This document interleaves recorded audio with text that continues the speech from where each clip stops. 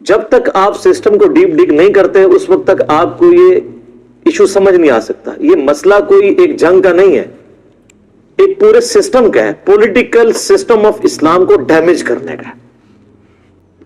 دریائے فرات کے کنارے حسین ابن علی 70 سے زیادہ اپنے ساتھیوں کے ساتھ مظلومانہ شہید کر دیے جائیں, نبی علیہ السلام کی اولاد, اور آپ کی وفات کو صرف 50 سال گزرے, اور وہ شخص جو جنتی نوجوانوں کا سردار ہے, جامعہ ترمذی میں حدیث ہے صحیح سند کے ساتھ, اور آپ کے یہ ٹاپک ڈسکس نہ ہو.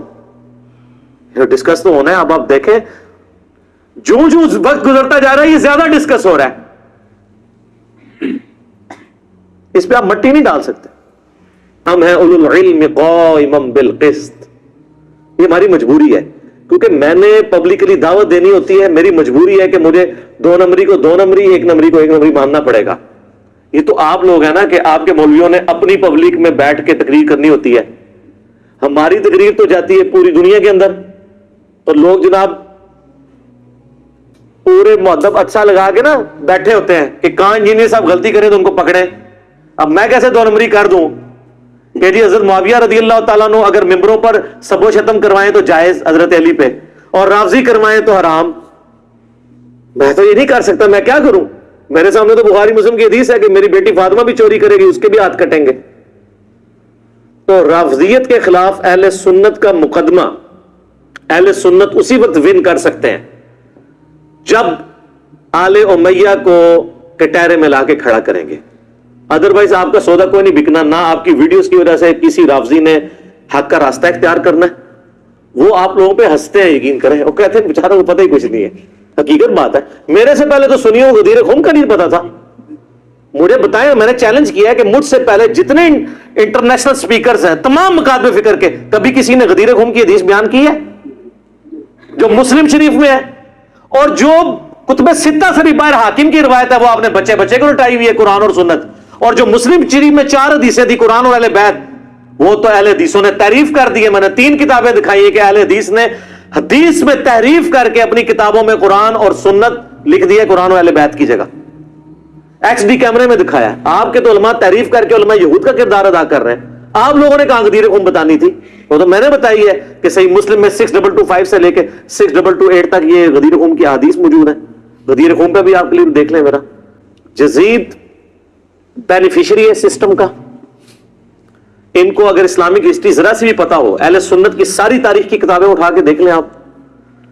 البدایہ والنہایہ جسے تاریخ ابن کثیر کہتے ہیں, تاریخ تبری اٹھا کے دیکھ لیں, تاریخ ابن خلدون اٹھا کے دیکھ لیں, ابن عساکر اٹھا کے دیکھ لیں, سب میں ڈیٹیلز موجود ہیں اور وہ فٹ ان بیٹھتی ہیں بخاری مسلم کی حدیث میں. وہ حدیث بھی اس میں نے لکھی ہوئی ہے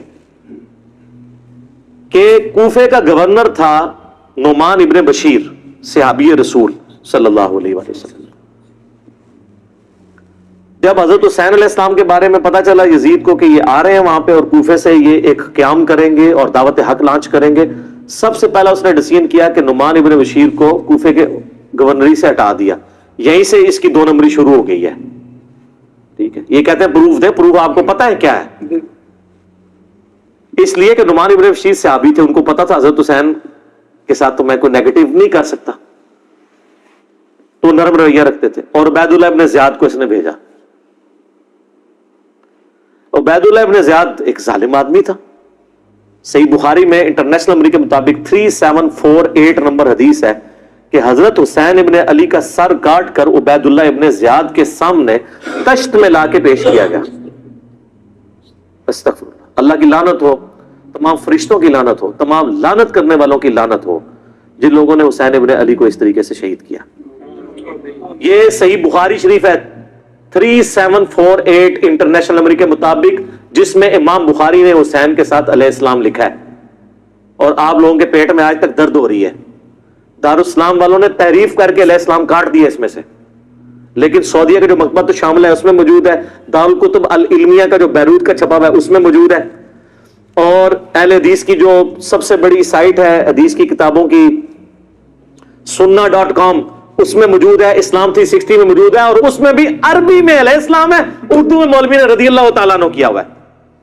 تحریف, یہ ہے تحریف. تو سر جب آپ چوری کریں گے نا اتنی سی بھی تو اللہ نے ایک بلا آپ پہ چھوڑی ہوئی ہے.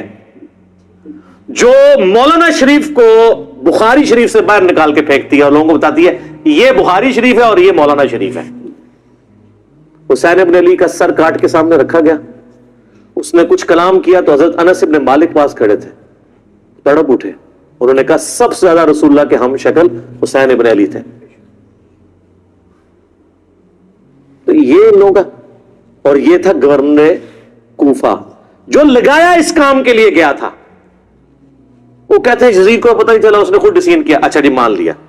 تو جب یہ خود اس نے ڈسین کیا اس کے بعد یزید نے پھر یقیناً اس سے عبید اللہ ابن زیاد کو جیل میں ڈلوا دیا ہوگا, کیونکہ آپ تو ہمیں کہانی کراتے ہیں کہ دریائے فرات کے کنارے کتا بھی پیاسا مر جائے تو حکمران کی ذمہ داری ہے. تو یزید نے پھر حسین ابن علی نبی کا بچہ جب قتل ہوا اتنے وہ اپنے بچوں کے ساتھ رشتہ داروں کے ساتھ تو اس کو جیل میں ڈلوا دیا ہوگا.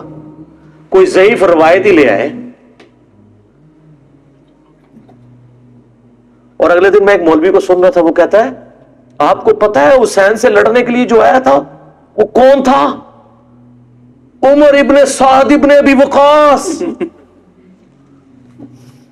یہ اسی طریقے سے میں کہوں کہ وہ طوفان نوح کے اندر جو غرق ہو گیا, آپ کو پتا ہے کون تھا؟ وہ حضرت نوح کا بیٹا تھا. تو انو میں ہی چپیڑ مار سکنا. سعد ابن ابی وقاص کا مرتبہ زیادہ ہے یا حضرت نوح کا؟ تو آپ دھونس لگا رہے سعد ابن ابی وقاص کی ہمیں رضی اللہ تعالیٰ عنہ, وہ تو اشرم و اشرم میں سے.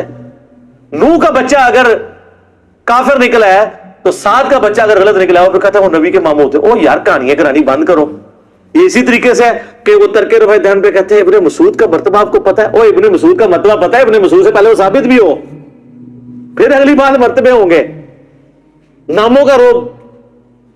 سعد ابن ابی وقاص تو سر آپ کو, ہمارے تو وہ لیڈر ہیں, میں نے کتنی حدیثیں پیش کی ہیں. صحیح مسلم میں حدیث ہے 6220, انہوں نے تو حضرت معاویہ کے ساتھ پھڈا لے لیا تھا جب حضرت علی پہ سب و شتم کروانے لگے تھے. سعد ابن ابی وقاص جیسا تو شیان علی کوئی نہیں تھا. آپ ہمیں بتا رہے ہیں اس کا بیٹا تھا. اس کے بیٹے کے کرتوت بھی صحیح مسلم میں موجود ہیں. وہ ابے کو سب سے زیادہ پتا ہوتا ہے نا میرا بچہ کیا ہے. ابھی تو کربلا ہوا نہیں ہوا تھا. صحیح مسلم اٹھا کے آپ جا کے نا عمر ابن سعد لکھیں اور صحیح مسلم کو سلیکٹ کریں تو حدیث آئے گی کہ حضرت سعد ابن ابی وقاص بیٹھے ہوئے تھے, ان کے سامنے ایک اونٹ سوار آیا. تو ساتھی کہتے ہیں کہ حضرت سعد ابن وقاص نے کہا اے اللہ اس اونٹ سوار کے شر سے میں تیری پناہ میں آتا ہوں. اور جب وہ اترا تو ان کا بیٹا تھا عمر ابن سعد. سعد ابن وقاص تو اپنی زندگی میں اپنے بیٹے کو شیطان کی طرح سمجھتے ہوئے وہ اللہ کے حضور جو ہے وہ پناہ مانگا کرتے تھے. اور دیکھ لیں سعد کی پھر کرامت, ویژن دیکھ لیں.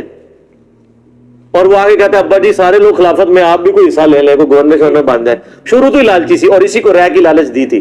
میں بتا رہا ہوں تاریخ اسلام میں جو جو باتیں ہیں نا آل امیہ کی بدماشیوں کو ہائی لائٹ کرتی ہیں, فٹ ان بیٹھتی ہیں بخاری مسلم میں.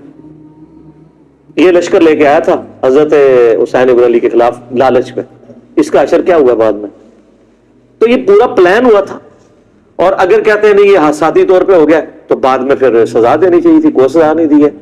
الٹا اس کے اوپر آپ کو پتا ہے مدینے والوں نے بیعت توڑ دی تھی یزید کی, حالانکہ وہ پہلے بھی تلوار کے زور پہ لی تھی حضرت معاویہ نے رضی اللہ تعالیٰ عنہ. ہم تو رضی اللہ عنہ ہی کہیں گے, ہماری مجبوری ہے.